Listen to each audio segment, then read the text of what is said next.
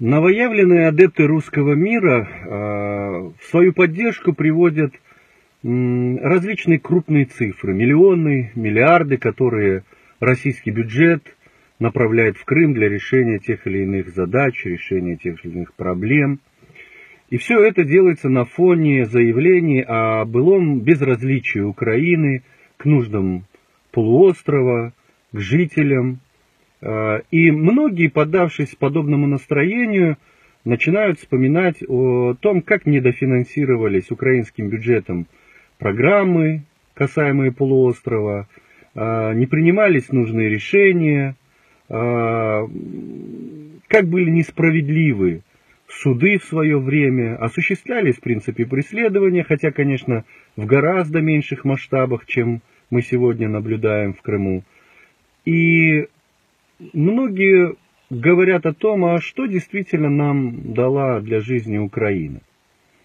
Я не беру на себя роль адвоката и не хочу отрицать или контраргументировать, но мне хотелось бы высказаться.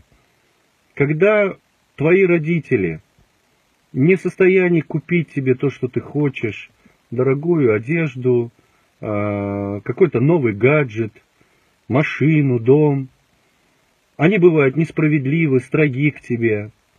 Это не повод обижаться на них, это не повод бросать их,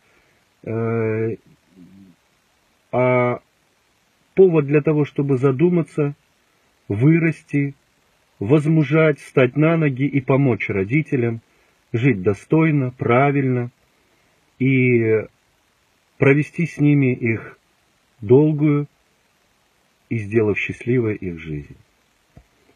Когда твой супруг болен, это не повод бросать его, а необходимость оказать ему всю необходимую помощь, чтобы, выздоровев, прожить с ним жизнь дальше, как то и принималось вами обоими на заре вашего брака.